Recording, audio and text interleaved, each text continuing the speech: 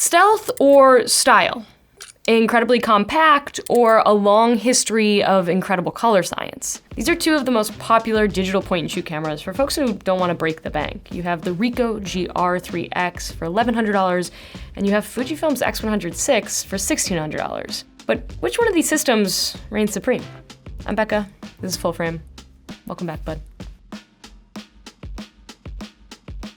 Hold on one second. I just want to state maybe the obvious, that is the Ricoh GR IIIx came out in September 2021, and it is also $500 cheaper than the Fujifilm X100VI that came out last month. And here at The Verge, we always review what we have in front of us now, and this is what we have, but in a lot of ways, it's last gen versus latest gen, so just keep that in mind.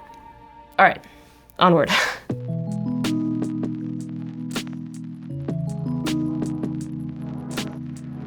I don't know any other camera systems that have as loyal of fan bases as these two. You have the Fuji fanatics that are posting aesthetically colored and composed photos on threads endlessly, and then you have the Ricoh fans that have been privately sliding into my DMs for the last 3 years with photos of their family and friends in an attempt to get me to review one of these cameras.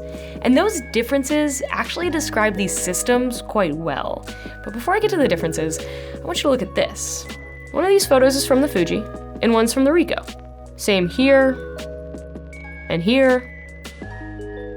The point is, Ricoh has been on the left, and Fuji's been on the right. And with the smallest color adjustments, I'm talking just small changes to white balance or contrast, you can get nearly identical images from either one of these systems. They both have similar fixed focal lengths. That's 35mm full frame equivalent on the Fuji and a 40mm full frame equivalent on the Ricoh. And both can capture a lot of detail with rich color and contrast to accurately represent a scene. Again, side by side, it can be nearly impossible to tell a difference between the images from these cameras. So what actually sets these systems apart in like a huge way is how you get to those final images. The Fujifilm X100VI is best known for its distinct digital film simulations that can provide beautiful JPEGs straight out the cam. And new to the X100VI, which launched last month, is a 40.2 megapixel sensor, though to many folks' disappointment, it is still APS-C. You can instantly have the desaturated colors of classic chrome, the sharpness and contrast of acros. Someone will correct me. Thank you in advance. And the vibrancy of Velvia at the turn of the lens ring, or whatever button you decide to program it to. You can even set the bracket settings to capture an image in 3 different simulations at the same time.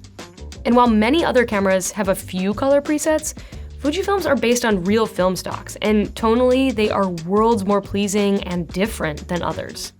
Not to mention, there are 20 film presets in the X100VI, and I found myself filtering through them often. In bright sunlight, I was bouncing between black and white options, of which there are many, but then I got hooked on the desaturated blues of classic negative, and I did not want to stop taking photos of the sky or vibrant yellows. But regardless of what I landed on, all of the profiles are consistently pleasing. All but sepia, that is. I don't understand why camera companies still include that preset, even on cameras that aren't known for the presets, so if you know, DM me or comment down below. The Ricoh GR IIIx, on the other hand, has a 24.2 megapixel APS-C sensor. And although there are color presets, they aren't that unique or pleasing, which is why I just shot RAW. And that was totally fine for straightforward, clean, crisp results. From the GR2 to the GR III, Ricoh reworked one of the most popular presets, which was the positive film effect for the worst. So now this camera almost solely relies on film recipes made by its users. I'm gonna pronounce these names wrong, and I'm so sorry, but shout out to Jacob Iglot and Reggie Ballesteros, from whom I got my presets. Using the 3 custom user profile notches on the top adjustment wheel, I set different looks to quickly move between. I had Reggie's Fujifilm simulation on U1 for matching photos quickly to the X100VI, a positive film look based on that of the GR2 on U2, and a high contrast black and white simulation on U3. But setting these up took research and time. You have to really want a unique look or simply love camera blogs in order to tune the GR IIIx to your liking. You can't instantly take this camera out of the box and expect unique or interesting results. But once the setup is complete, man, the Ricoh rips. And the Fujifilm, it kind of pulls in the reins. Taking a photo on the GR IIIx feels like being an undercover agent.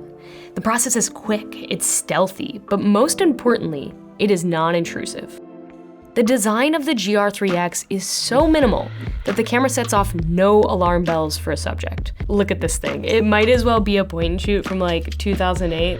I'm saying like 8 megapixels at best. I have been incredibly confident taking photos of strangers, reaching my hand across train tracks, or holding this thing above a crowd, because absolutely no one thinks it could possibly be capturing anything of importance. So they completely ignore it. Plus, it's hella small. I mean, its size allows for it to be pulled in and out of a pocket on a dime. Adam Gu of @Gui best described this camera as a little pocket rocket. And I think he's spot on, because despite the size and appearance of this camera, oh my gosh, it totally rips both in image quality and speed it can capture a moment. It's a total sleeper. On the other side of the photography experience, you have the Fujifilm X100VI. This camera wants to be seen with its classic retro design, and you will want to be seen with it, considering how popular this thing is on social media.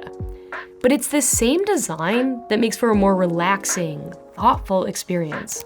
The dials have satisfying clicks that require purposeful movement, and the large rangefinder-style viewfinder, it's like calling to be put up to your eye.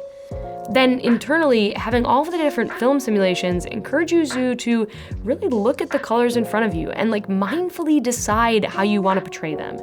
It all adds up to a relaxing experience that instantly produces nostalgic results, and you'll want to brag about them. So to put it simply, the Ricoh gains all of its value by being small, quick, and not compromising on image quality, whereas the Fujifilm provides this like relaxing, slow, artful experience, and it can produce unique results with no effort. There's one last huge hardware difference between these two cameras. To viewfinder or not to viewfinder? On the GR IIIx, the lack of a viewfinder or articulating screen forces you to, for the most part, blindly take photos. It's both great practice at quick framing, a very valuable skill in shooting street, and a total pain in the ass when you just want to clearly see your subject and take your time with capturing a shot. There are, of course, optical viewfinders you can buy for the GR cameras, but again, we are reviewing what is here. There are a few things I would love to see come to this camera in the next generation. One of them is an articulating screen. I really don't think that would add that much bulk. And then hear me out, a pop-up EVF. Like of the Sony RX100 cameras, chef's kiss. And then also just please bring back the flash. The X100VI, on the other hand, has both an articulating screen and one of the coolest viewfinders out there. It's a hybrid optical and electronic viewfinder that can show you an unobstructed view of the frame, an unobstructed view with a tiny preview of the frame in the corner, or just fully the preview of the frame. And then outside of the usefulness of this viewfinder, it is such a fun bar trick to show folks. Yeah, they're totally dazzled by it. I've been doing that a bunch. Okay, what I hope you're starting to understand is that these cameras are wildly different systems, even though they can produce very similar results. And the only reason they get compared to each other is because the last version of this camera, the X100V, was so hard to get that a need arose for a second option. Bada bing. But while they can produce similar results, they are made for entirely different photographers. Okay, but I'm gonna pick a winner because y'all get saucy when I don't pick a winner, so I'm gonna pick a winner for you. For ease of use, features, looks, it is the Fujifilm X100VI by a mile. This camera is a blast to use, and you look good doing it, but you will feel like you're carrying it, which is why I'm saying, if high quality photos without the bulk is what's important to you, I cannot recommend getting to know the Ricoh more, but you will need to get to know this camera. It is not gonna come naturally to you, no matter how long you've been a photographer or how often you used a point and shoot as a kid. You have to get to know this system. And once you do, it's a blast. And you can carry it anywhere without feeling like you're carrying anything extra at all. And if you're still stuck, look at the fan base. Who do you align with most? I think that will put you right where you need to be. Anyway, I am Becca. Thank you so much for joining me today. This was another full frame. I appreciate you so much, bud. Let me know what you're shooting with today. Let me know if you got a Fujifilm X100VI or a V. Wow. Godspeed. Appreciate you, bud.